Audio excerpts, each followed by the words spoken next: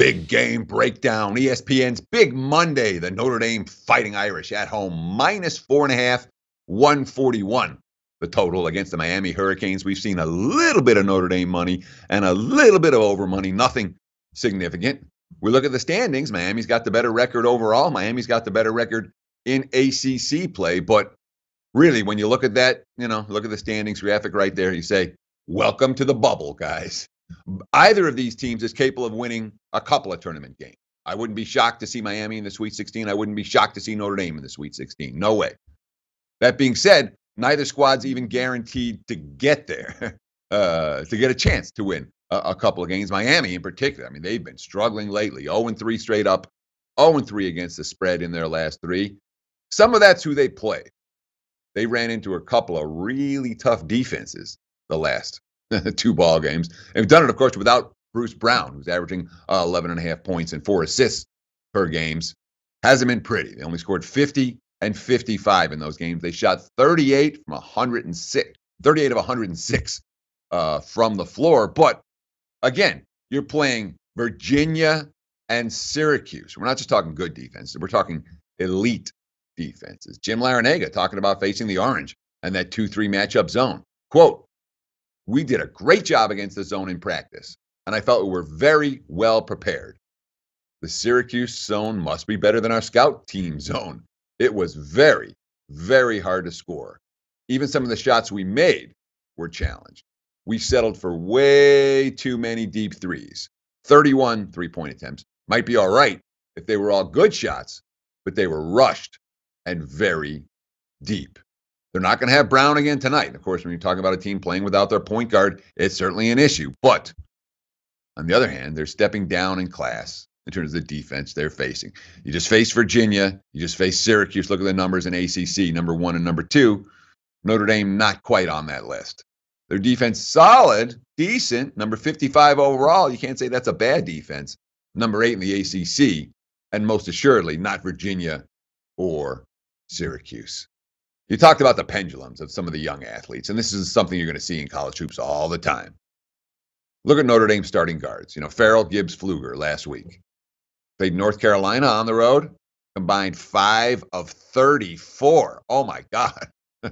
That's ugly. At Boston College, combined 19 of 32. They go from 22 points in one game to 55 points in the other. The team against the spread loses, obviously, against North Carolina, wins by margin at Boston College. A lot of that was Matt Farrell. Matt Farrell went nuts. 37 points, 7 assists. He hit 10 three-pointers against Boston College over the weekend. His quote, "I just wanted to be aggressive, come out aggressive. I didn't like the way I played against North Carolina." No doubt you didn't, being that you and your backcourt mates went 5 of 34 from the floor. And I just wanted to come out with a mindset where if I have an open look, just be decisive and take it.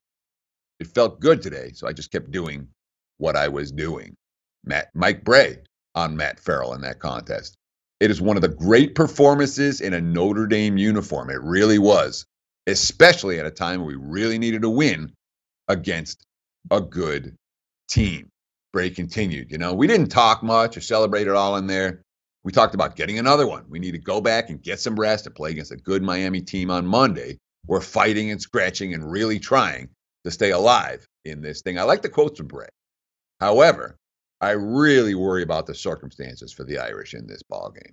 No DJ Harvey. Remember, DJ Harvey was cleared to return against Boston College after missing 7 games. This is a team that's already been out, without Bonzie Colson basically throughout the better part of the last 2 months. But Harvey's supposed to come back. He's back in practice, and then he re-injures the same knee in practice on Friday. He doesn't get back into the equation. All right, now you're talking about what happened last week at North Carolina. 2 ACC games in 3 days. Now it's the exact same settings. And let's not forget, Farrell and Gibbs both played the full 40 minutes against Boston College. And oh, by the way, their defensive stalwart, Rex Pfluger, he sat out most of the second half on Saturday. He hurt his back after falling in the game. And he hurt his back. They say he's going to play. How effective he's going to be is certainly a question mark. Miami's got better depth. Even without Brown, they still have 8 players that went at least 12 minutes against Syracuse. No one went more than 36. That matters for a short turnaround Monday game. If you believe in rest, you can't lay with Notre Dame. If you believe in momentum, you probably don't want the Miami Hurricanes. More big game breakdowns coming up next, right here on SportsBit. Betting insights today from SBRpicks.com. Like the show? Help us keep the lights on. Please make sure to comment, share, and subscribe to all the Sportsbook Review videos. Thanks so much. Best of luck. Enjoy the game.